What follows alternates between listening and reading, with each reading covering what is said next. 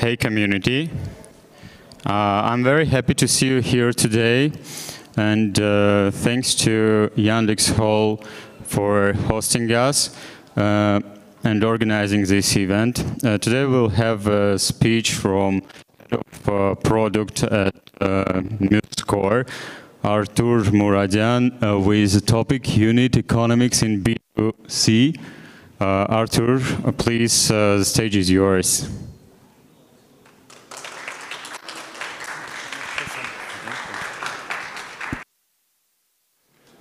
Hello, everybody.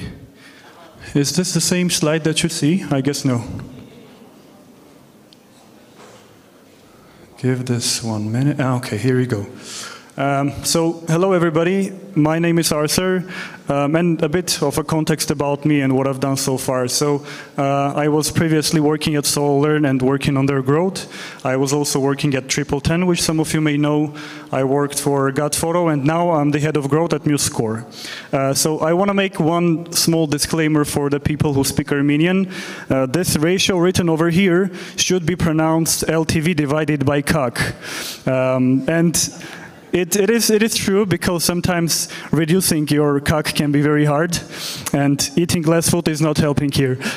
So maybe what we can do is just rename it to CAC, and then we can go. Okay. Before I begin with all the context and stuff, let me give you a brief overview of what we do in Muse. First of all, have a look at the screen. Do you know any of these apps? Please raise your hand if you do.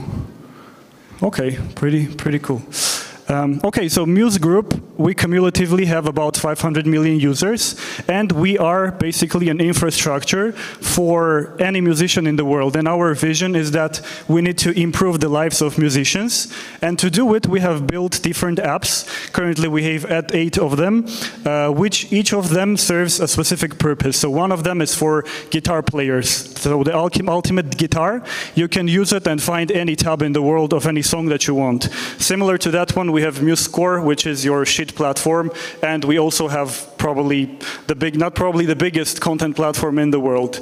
And we also have Audacity if you are into electronic music and you want to do digital music creation. Okay, so a few words about the product that I am responsible for. So the product is called MuseScore.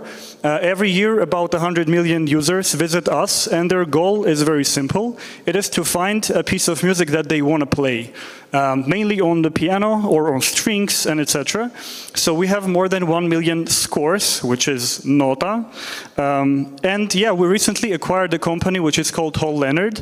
And if you're not into music, now we are the content owners of such big names as Taylor Swift or the Marvel or some Star Wars and some other very big names.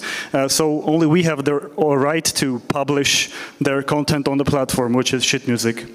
Okay, but speaking about MuseScore, it is a business which needs to generate some money. And like any business, be it a supermarket or a tech startup, you make money in a very simple way. You need to earn more than you spend. And we in IT like to give names to everything and overcomplicate stuff. That's why this is called the LTV divided by CAC. So let me give you a very simple explanation of what it is. And there are very different ways to define your CAC as well as the LTV. It can go super complex. But for the sake of today's event and just simplification, let's go with the following one. So CAC basically tells you how much money you spend to acquire one user on average. And being a growth person, you need to be a wizard of averages and correlations. So you need to know what your averages are all the time. Okay, so how do you calculate even your CAC? This is the simplest way. You take all the money that you spent on your advertisement, your different marketing campaigns, and etc. You add the cost of sales, which would be cost of goods sold in the other world. So maybe you have like an LLM-related product, and you have a cost every time somebody runs a query. So you have some cost related to it. You add those two together, and you just divide it by the number of users that you have in your funnel or cohort or whatever you want. So this is the simplest way to check your CAC. Now, The same is true for LTV as well. You basically have this cohort of people that came in during 1 week or 10 days. You check all the money that you were able to achieve from them, and you divide it by their number. This gives you like an average LTV. Again, this is the simplest way to calculate it. It can be much, much harder than this, but let's stick with this one for now. So there is something that this equation is missing, which is okay, let's say that I'm spending like $400, I'm making $800, but there is also one important question, which is when? So how long does it take for an LTV, which is lifetime value? So how long is that life? Is it 1 month and you will get your money back in 1 month, or is it 1 year, or is it 10 years? So it is normally a good practice to have some kind of a time bracket. So you are saying, okay, my LTV is whatever money I can get from this 500 people in 1 year, and that's how you kind of frame your LTV here. So this is a super simple example of how an LTV CAC calculation could be.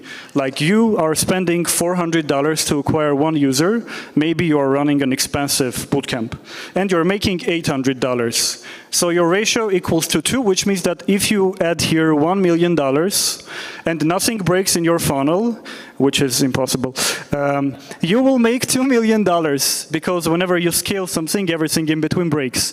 And we will look at it together also.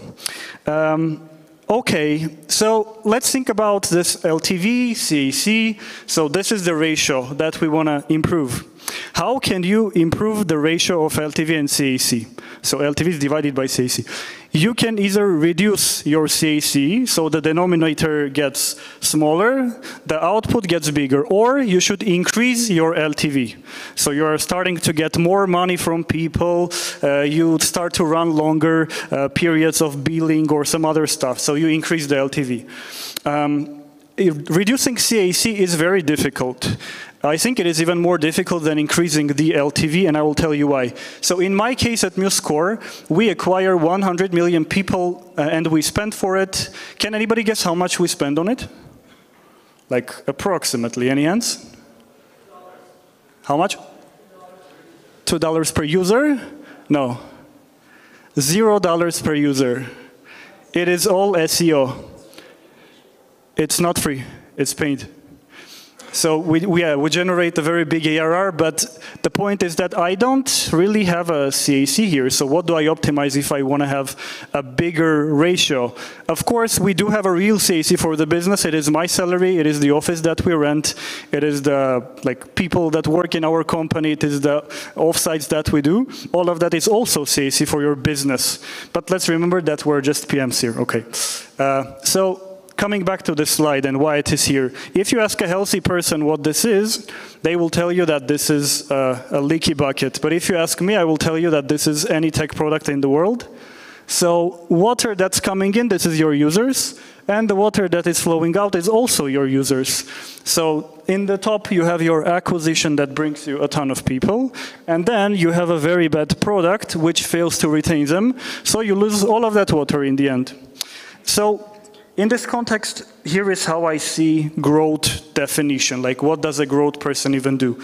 I feel like there is this part of bringing in good quality water or users, which is very important here, for as cheap as possible and as much as possible. So this is the whole role of user acquisition in growth. The second part is keeping as much water as possible in the bucket, which is your retention. So how many of those people that your team brought to you, you can retain. And thirdly, it is how much money can you make out of this water that has accumulated over time. So in my opinion, growth needs to cover all of this. And if you look at blogs, you can find any definition that you want. Some people say it's only TOFU, like the top of the funnel. Some people say it's only CRM campaigns, but this is the real deal. Okay, so now let's have a look at how each of this influences your CAC or LTV. So in the part of acquisition, obviously this is the biggest lever on your CAC, right? You spend money and your acquisition team does it. However, there is also a big component of LTV to this, because if your acquisition person can bring in good quality users, your LTV will go up. But if they bring in just some random traffic, your LTV is going to lie somewhere on the ground. So this is very important. Secondly, you have the retention part. Obviously, it is driving the LTV, because what retention tells you is this product even valuable to your users? Like, why do they even come back? However, it also can drive your CAC, because if you have a very well-retaining product, you can somehow ask them or tell them to bring in their friends, and that's how you can reduce your overall CAC. So having a very good retention can correlate with bringing down how much money you need to spend to bring in some new people. And lastly, it is to make money out of the whole deal, which is purely LTV work. So it will have an impact on your LTV. Okay, so let's think about this. What do we even want from products that we create or from the business that we run? We accumulate some kind of a traffic. Then we want this traffic to pay us money. And then once they have paid us, we want them to pay again, then again, then again, then again, till they lose all their money and we get very rich, hopefully. But there is a different question here as well. Like, how do you link these two together? So I have this traffic and I want money from them. The way you do it is you build your product experience, which essentially from growth standpoint is a funnel, is all the steps that a traffic is going to run through until they reach the monetization part. And the way you design this funnel is going to break or make your LTV and CAC ratio, because it is a very big lever on your LTV. So let's look at it in this way. For somebody to pass through a funnel, okay, we can design the following experience. A user comes on a landing page, so this is the traffic. Then they click on the CTA, which tells them, sign up now. Then they need to register. Then they see the first paywall. Then they need to pay or not pay if we're freemium, then use the product. So from the moment that they start to use the product, now the funnel is kind of done. So the user is already in. What can you do from here? And even if they pay, we wanted them to pay again. So why should they even pay? This gap is always bridged by your retention, obviously. So let's have a look at what retention really says. The basic theory that Reforge is very much pushing for is that you have this 3 main stages in user retention. It is the activation part, which is about getting a new user that just landed on your site. Ideally, even before that, you should think about it even before they land on the site. You take these people, you somehow understand very quickly what they expected to see from the product. You deliver to them the promise or the message that, yes, this is the best product that you can find. And you make them achieve a moment where they will be like, oh, this is so cool. I really like this product. This is solving my problem. So the aha moment. So, oh, okay, so this is it. So a very standard example is that Facebook, a few hundred years ago, had this activation metric of 7 days in 10 friends, or 10 friends in 7 days, same basically. So the logic is that there is this moment in user journey where they are like, oh, okay, I understand this, and I come back. So this is the biggest lever on retention, in my opinion, at least. So once a user is activated, they will stick with the product. But now you need to make them an engaged user. So they are with you for a week. How do you make them come back for a month or half a year or 1 year or 10 years? So it is about engaging the user. And lastly, you can improve your retention if you resurrect some dead users that left your product and don't want to come back again. So this is what retention basically covers. However, from growth perspective, the biggest one that is important is, of course, the activation. So this is the very simple kind of visualization of how activation really works. So in the beginning, you have the setup moment. Let me explain you in the case of like downloading Spotify. When you download the app of Spotify, it asks you to do a bunch of stuff. So in the stage of the setup moment, a user goes to the App Store, searches Spotify, clicks, opens the page, installs, then downloads, then installs, then opens the app. Then they need to create an account, so they register. From the registration moment, they need to push a bunch of buttons to allow like access to your notifications and etc. until they finally reach the screen where they can start to see the content of Spotify. So all the steps between that moment, before that moment that they could see the product is basically the setup. Then you have the aha moment. In Spotify, I don't know what this really is, because only they do, but probably it is about finding this one song that you really wanted to see, or getting related to their recommendation system, which is their biggest promise. So maybe it is when they recommend you a song and you download it, this, like, favorite it. This is their activation. So this is that moment. Then you have the aha moment. Then we have the habit moment, and habit moment is the stage where you already are repeating the pattern of using the product again. So just think about it. On average, every person has about 80 apps on their phone, and during one day they use 7 to 8 of them. So if I have installed an app some time ago, it is going to be very hard for me to even remember about it, then open it, then start to use it again and get this aha moment again. It means that I have some kind of a habit already with the product. And usually it is measured by, like, there is a very big way how you measure it, but basically it is the repetition of the aha moment. So if you're a marketplace or you're Amazon, the habit moment can be a user coming to your platform and buying a second item for the second time. So, and then you have an engaged user, and you only think about what features can we add, like how do we bring value to this person. So this was the boring part. I want to mention something very important here. In all this LTV, CAC, unit economics, profitability, blah, blah, blah, probably the most important thing is your acquisition. Like, where did those people even come from? And this is what, like, a classic, more or less established products acquisition looks like. So they have some traffic from SEO, they have some referral, they have some influencer, Google ads, Facebook ads, TikTok, LinkedIn, and some other channels. This is very important to know when you start to look even at your own growth, because you need to analyze every acquisition channel very separately. And I can bring you an example why. Let's imagine that I build tomorrow an app, which is called Artur's app. And I have two types of traffic. Elon Musk tweets that Artur's app is going to change the world tomorrow, go check it out. And some 10,000 people came from that.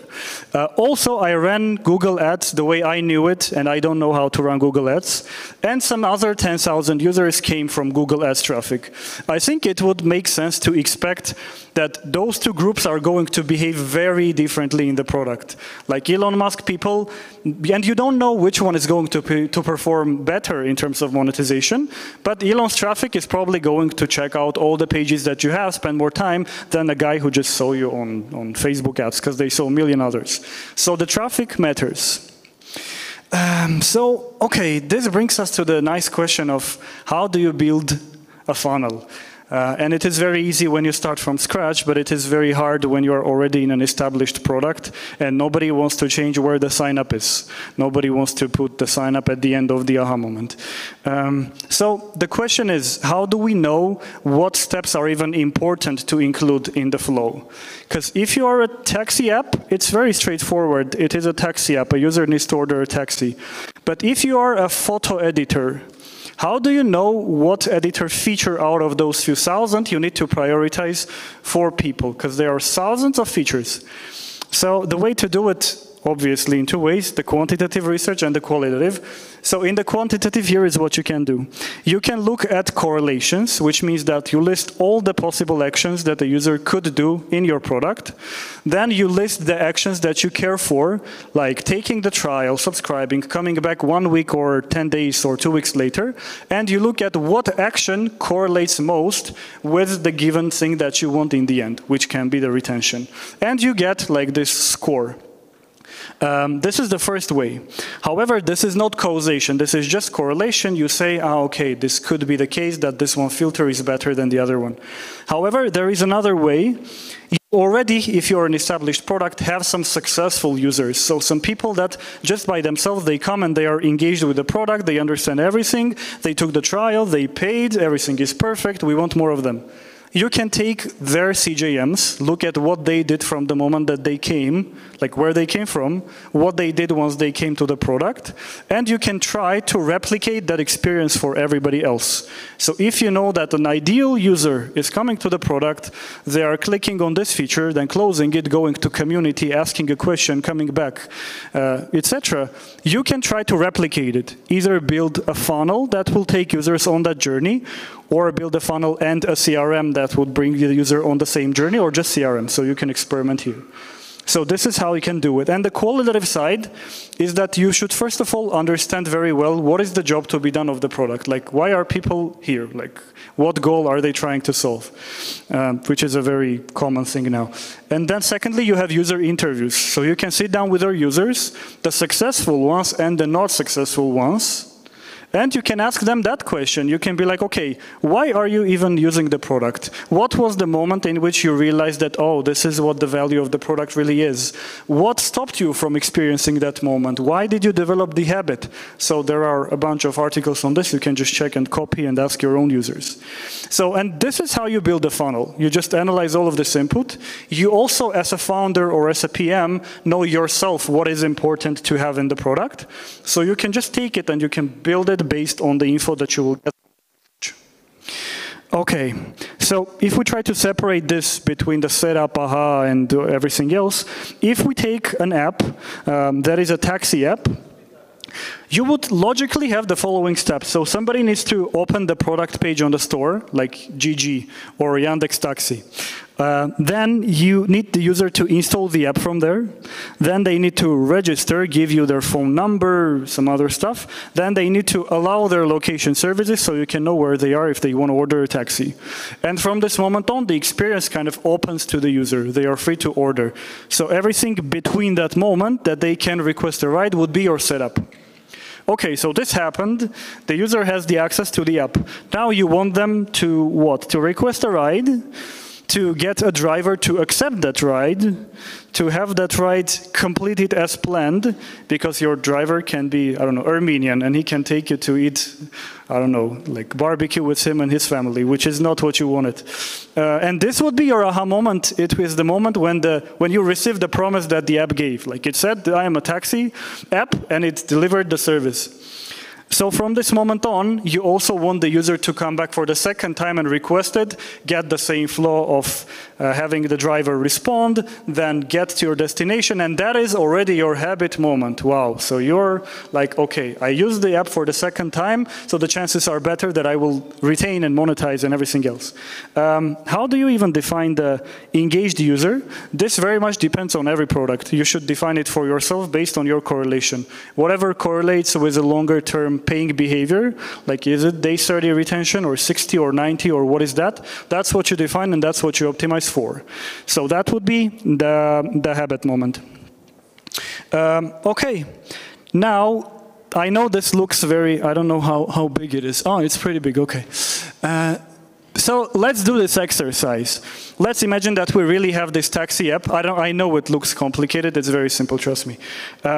So here is what we do. Let's imagine we're Uber or somebody else.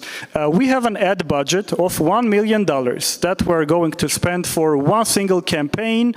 So it is just one traffic of users. That we only have this one very niche acquisition channel. So let's assume that we spent $1 million on that. So what is the step from the user's perspective? Imagine you are the user of your own app. So I saw an ad. I need to view that app. I need to click on it. Clicking on the taxi app will take me to App Store, which is the store page view. Then I need to install it. Then I need to register. Then I need to allow notifications. Then I need to request a ride. The driver will accept it. I will get home and not to some restaurant. I will request a ride for the second time. The driver will accept it too. It will get completed, and then I will have the total number of rides that I had as a user. So this is kind of the flow.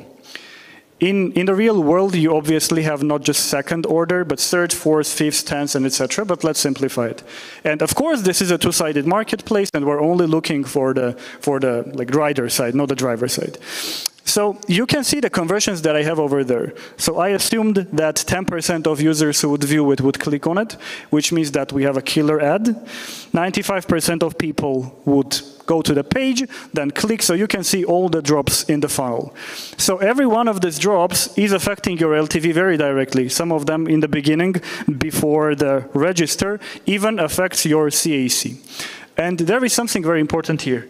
How do you even define a user? This is probably the biggest definition for the LTV and CAC, because you both of those equations you in the end divide by the total number of users. So is a user a person who went to your app store? Is a user a person who installed or registered or paid you money? Like, how do we define it? There is no the answer to this question, obviously. Everybody does it for themselves. But we define it as a registered user because we can convert them. We know how to do it. We don't know how to convert people who are just hanging on the landing page because 100 million people is a lot. Okay, so every one of these drops is having a very direct impact. So let's look at what the CAC and LTV would be if we really had these numbers. So how do I calculate CAC? I take $1 million. I take where is the registered? The registered, and I divide one by another one, and I get a score of 1.8. So to bring in one registered user, I will spend $1.9. Okay. How much LTV am I going to make out of this one user? I take the $3.65 million that I received as a cohort revenue, and I divide that number by registered. And I got an LTV of about 7. You divide one by another and you say, wow, I make 3.6 times more money for anything that I invest in this product. Which again, if you scale it, this is going to break. So the 85% conversion will maybe become 60. Some other conversion will also go down because you will bring in probably shitty traffic, because good traffic doesn't lie everywhere. You will increase the spend, worse people will come in, worse product-wise, or maybe as humans as well. Okay, so the LTV CAC here is clear. Now, what if we think about a product like Spotify? Because here it is very different. In taxi, yeah, it's clear. They order a taxi, they pay. They order another taxi, they pay. But this is subscription business, so how do we even run this one? And more importantly, how do we know what to improve? Because I can create a playlist, I can add a song, I can change my profile picture, I can do a bunch of different stuff in Spotify. And there are products where you can do even more, like Facebook. You can do whatever you want. So what is important? So let's assume that we have done all the research, the quantitative, qualitative, all the nice stuff, and we have defined this flow. Here is what we can see. So what does... Let's even imagine this is not Spotify, this is my app. This is Arthur's app, which is music streaming. So I spent $50,000 to run an ad. What will happen from there? A user needs to install the app, they need to register, they probably also need to like a song, right? Because this is about music streaming. So I found this whatever song, I like it, I add it. Then I know that a user, to get the most value of the product, I want them to create a playlist. So this is also an important one. Then I know that for a user to get activated, I want them to like 20 songs. Let's assume that we have found this through data and interviews and everything. So this is the aha moment, which is there. Then some users will see a paywall after that. Let's say that once you see that 20s, because we know you are on your high on emotional side and you are so motivated, you like this product, we're like, okay, now here is the paywall. You can pay a little bit more and we will give you the subscription. So we can do that too. And let's assume that, okay, so we have this number. Some users need to take the trial, then they need to pay, then they need to come back on 14th day, 30th day, renew the subscription, come back 3 months later, half a year later, a year later, and etc. So because we are selling monthly subscriptions here, we also need to know, okay, so on average, how many times is a user going to renew the subscription? And we can say that we saw it with data, it is 8. So a user who paid us once will pay us 8 times during 1 year.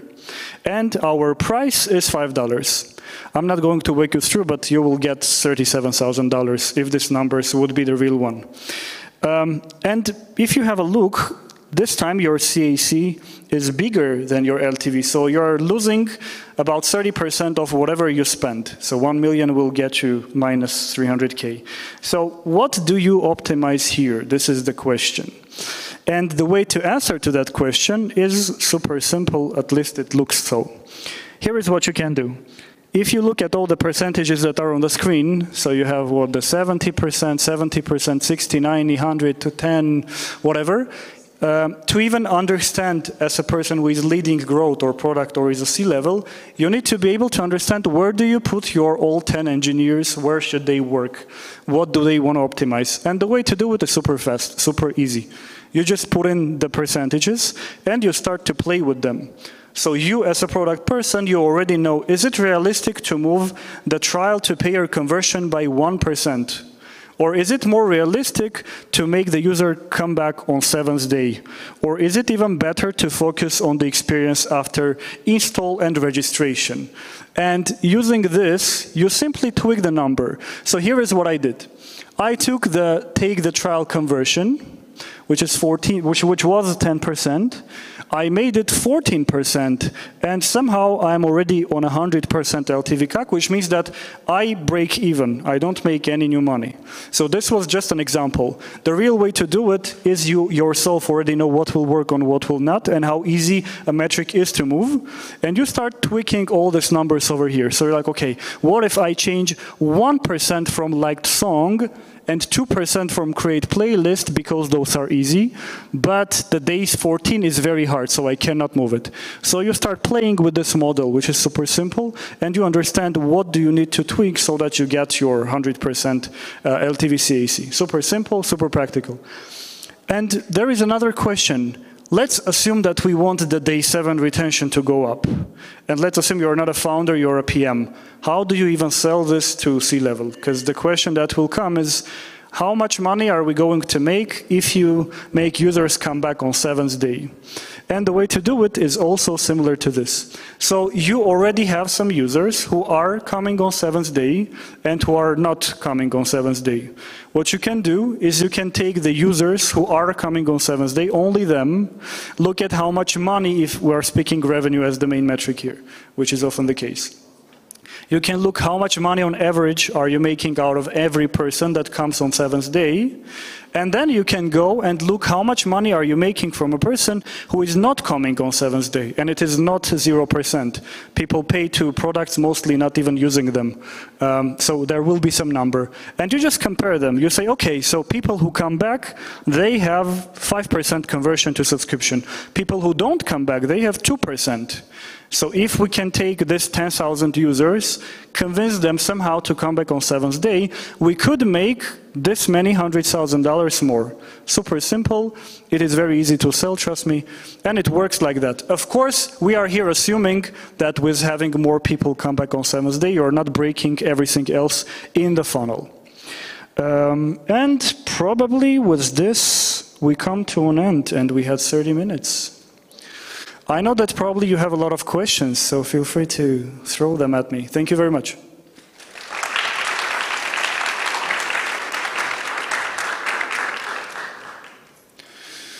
Microphone, yes. Hi, Artur. Thank you for your interesting talk, which allow us think again about LTV and customer acquisition cost. So, if I understand correctly, your application MuseScore have a 7-day trial, yes? Right. And after that, you allow users subscribe to application to use it, continue to use it.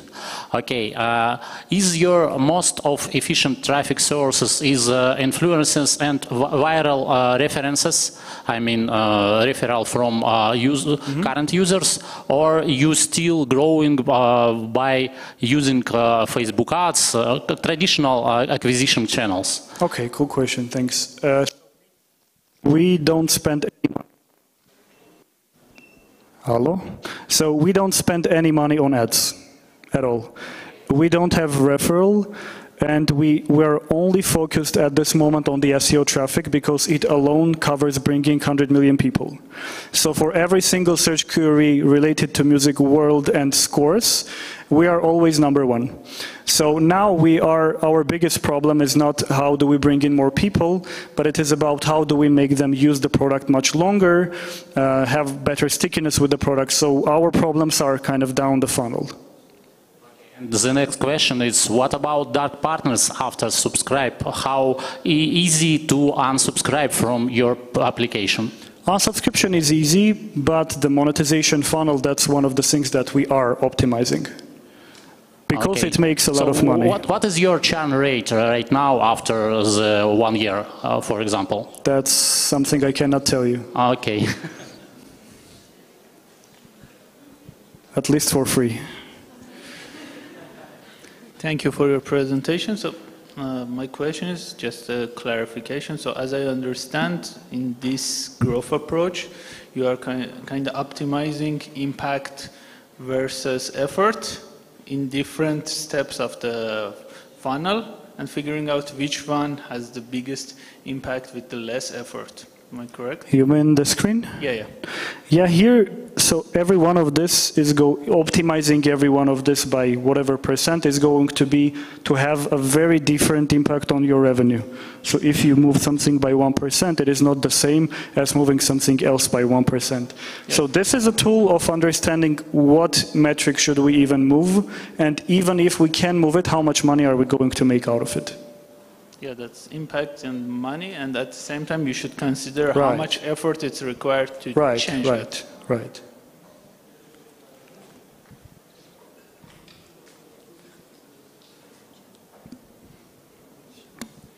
Hey Arthur, thank you very much for your talk. So I want to sort of get out of the more corporate side and focus a bit more on the startup side.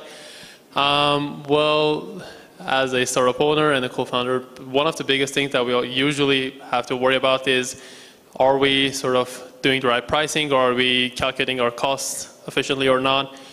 And so when we're talking about the ratio of LTV to CAC, obviously there is sort of this like average number of like twice or 2x or 3x if we're talking about it. Obviously everyone's goal is to sort of make it grow as much as possible, but how much growth or how much deviation from that average is maybe too much, or maybe you're doing something wrong? Is there like a limit to this? I think there is no limit. So there are apps currently that are doing 5x on their LTV CAC, but when I speak with them, they're like, we want 10. So you can never stop, because you probably have some investors, you have a plan for the exit, you have your costs, you have your strategy, so you need to grow all the time. But I can give you some benchmarks. So in subscription business, whatever is 3x and above is considered like good. Whatever is 5x is considered like very interesting, and if it is above, then investors probably will send you term sheets even without speaking to you, so it's a very good one. And any ideas for maybe, let's say, a company that's trying to utilize a freemium model? Yeah, so in freemium, I think it's also about 3x, so you're a subscription. Got it. Thank you very much. Sure. Any questions? Any hands? Okay, either this was very easy to understand or very hard to understand. Thank you. A question from me. Can you share your techniques which you use for monetization? Maybe you send push notifications, the chain of emails, or maybe you localize the product for users from different countries. We do everything, to be honest. But like this is a talk by itself for a few hours. But basically, yeah, you already said everything. So geo-pricing is a must-have because you have different willingness to pay depending on when they are. So a user who is in the US and in India cannot pay the same $80 to a subscription. This is one. Localizing all the monetization flows is the second big one, or the product itself. Tweaking how you convert if you have a trial. Deciding how long should the trial be, deciding how much the price and the trial combination needs to be, understanding do you need a third subscription, which is the lifetime subscription. So it is like a never-ending rat race in monetization world. But I can give you probably the biggest advice so far if I was to give one. Monetization is fully about playing with human emotions and just human psyche. So you can just try to use it. You can use the moments when you know that the user is going to be at their high because they completed something and they feel like they achieved something very big. It is a perfect moment to sell to them like a bigger tier, like a subscription to premium or whatever. So there is the sunk cost fallacy that you can use. So a user who is passing along onboarding will probably in the end take your trial because they already spent so much time. There is anchoring, so there is a bunch of stuff. So in short, it's like behavioral economics and its implications. That's it? Okay, one more. No worries. Hi, thank you for the lecture. And my question is about, well, you mentioned that some apps are really, well, they have a really easy customer journey, but here we discussed the Spotify example, and my question is how to select these actions that you decided to put on, like, in these columns. This is the only way you can do it, so you just need to do the research. So the way that it really works is that you have a founder who thinks that they know everything. So they come in, they're like, we want users to do this, this, this, and this, and this, and this, because that's how I feel. I don't care, that's how I feel. So this is very similar to that one. That's how you always start, but then you have some product people who like to argue with CEO, and they come in and they convince that, no, we need to change this, and that, and the other one. And to validate it somehow, because CEO will ask, why do you think this is a good idea? You need to do the research, speak with users, look at the data, check for correlations, averages, and that's it. Okay, thank you. And experiment, because maybe the research, this is just correlation. Maybe you build it, it will be worse than it was. But something to try. Thanks.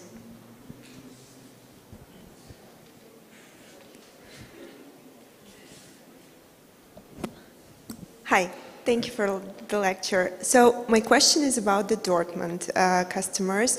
So I just want to understand, besides just jobs to be done and interviews that you usually do with the Dortmund customers to understand why they left the product, what else? What kind of maybe automatic notifications or automatic things do you want to understand why they churned, or do you want to bring them back? Yes. Why they churned, and how to do you want back? to bring them back when you you always understand want to that bring them back. But let me tell you, so the way, one good way how you could do it could be to look at what were the last actions of them before leaving the app and cluster them. So you had 1 million people in the last 2 years who left the product.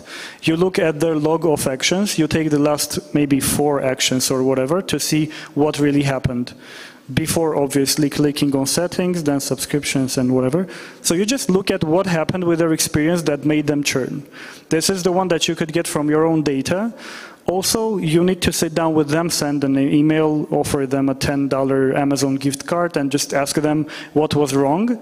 And of course, you need to go to your customer support team and ask them a list of all the stuff that people say when they churn. You can kind of track what they said and they churned because of the dates. And that's how you know it. And do you need to bring them back? Always yes. But it is a very tricky one, because if you have a user who is subscribed but is not using a product, if you remind them that they are a subscribing user, they will cancel the subscription more than they will come back. So you need to think very much before doing it. But if you are a user who just left, they never had a subscription, you can take, so let's assume that me and you did the research. We know that these are the probable 5 reasons. You randomize them, you build 5 experiment groups, you send all of them to users, look which experiment brought in more people, that's the one you roll out to everybody, and take the other 5. Okay, thank you.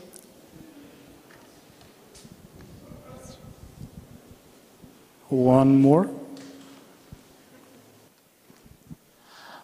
One question about customer acquisition cost. We simplified and just divide money which spent to acquisition to cohort, to some total cohort users.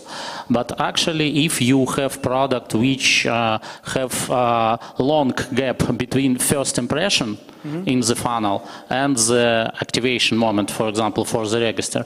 So if you need to lot of views with a lot of impressions in your customer acquisition funnel, in this case, you spend money to the future users, not the current cohort.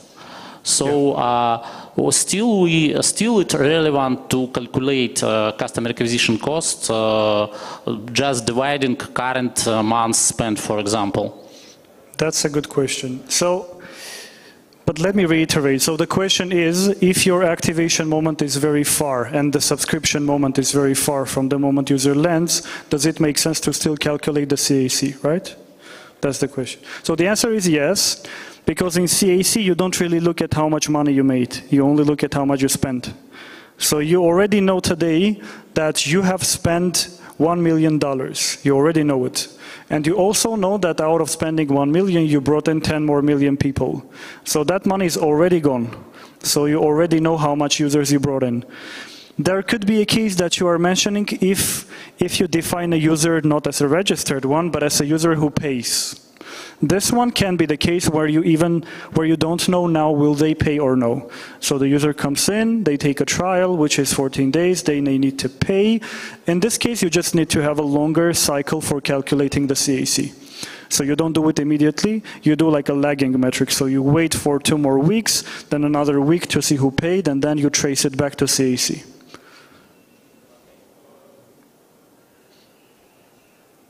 Any last question? Hello. The question is, in what cases you may not want to bring back the user that left for some reason? I don't know. If you are in funeral services, I don't know. I don't think there is such a case, because you always want to make more money. So the case why do you bring a user back? Because you assume that you will make more money out of them, mainly. And the only reason why you may not want to bring them back is because you don't want to make more money, which is impossible in our world. You cannot want to bring a specific type of a user. So if your product is for professional photographers and you have some amateurs who registered, you don't need to bring them back because you don't care for them. The product is not for them. You bet, because that's also a cost. To send out one SMS or email or to host all of that together, yes. You spend money. So that's the kind of trade-off.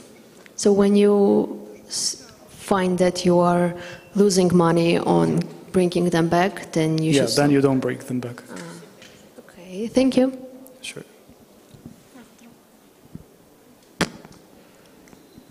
Hi. Hi. So my question is, how do you actually use this ratio if there are a lot of other expenses except this acquisition cost and so on? How do you actually use it, and how do you calculate all the other expenses? Right, so if you are a PM, you don't. If you are a PM, they only ask you how much did you spend on ads, how much did you earn. If you're a founder, then you care more than anybody else, because you pay the servers, you pay the employees. So the way to do it is you are more a finance person now than a product person. So you have your fixed cost, you have the variable cost, you bring them down, and you can calculate for every single user that you bring in. So we operated for 1 month as a business. During that 1 month, we paid salaries to these 10 people. We rented this office. We paid this much for cookies and water every morning. We had this expense, that expense, servers, blah, blah, blah. You put all of that together. You put how much users you brought in, and you divide the offsite and all the non-product related costs by the number of people. So, because that's how it works. You spend that money, you brought in this many users. They made this much money. This is your whole business. So you just need to factor that one in as well. So basically you can add all the other expenses. Right, you divide them by, you get together all the other OPEX that you have, and you divide it by the number of people that you have. Okay, but you don't do it like as a PM, yeah? As a PM, you are never asked for it. Thanks. Unless you are in a very small startup where it is the founder, you and 2 engineers. Okay, thanks. Sure.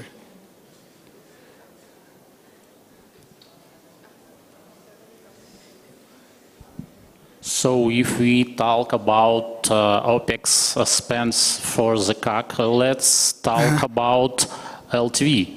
For example, what exactly I try to mean?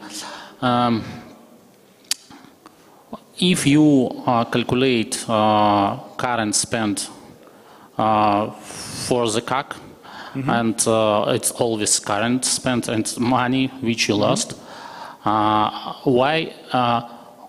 we forecast LTV?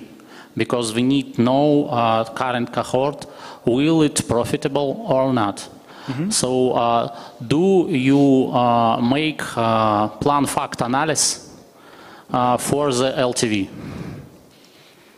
Okay. So the question is, do you make plan and fact analysis for the LTV to make your unit economics positive? Yeah, you always do. So if you're an old startup, which some users from that channel, you already know how your SEO traffic more or less performs. So you know what an LTV to expect more or less if it is SEO. If it is Facebook ads, you also know what to expect from Facebook ads. And the same is true for everything else. So this is how you plan. And once the plan is done, what you do is you look at what the factual one is. Like you said, you compare those two. And as a learning, you say, okay, this month we failed this much. And then you need to understand why the forecast was not correct. So either you changed something in the product, which made your LTV worse. Maybe you changed the new page and more people churned from the page. Or you spent more money on the existing ad that was run a million years than intended, because the keyword ratings went up, or because you bid it for the wrong SEO keyword and now you have a very bad traffic. So you basically do the plan based on the historical data, you check at the actual one, you look at the difference, and then you sit down with the team who was running all this growth area and you ask them why this is the case. And what about instruments? Look like it's, do you have in-house analytics? Do you have integration with external services like AppsFlyer? What is your pipeline for the creating data marts for the calculating unit economics? We are basically doing it in-house. So we keep all the data on our side, we send all the CRM comms on our side. So we have everything inside of the company.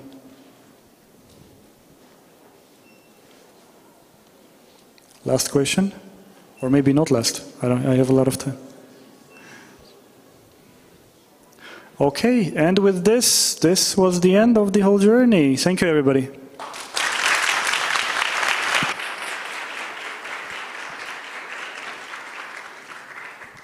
Thank you, Artur Jan. Guys, the event is over. Thank you for your support and for coming here today. Let's start our networking session with wine and something tasty. Thank you. Let's applaud to our speaker, and thanks Yandex for hosting us today.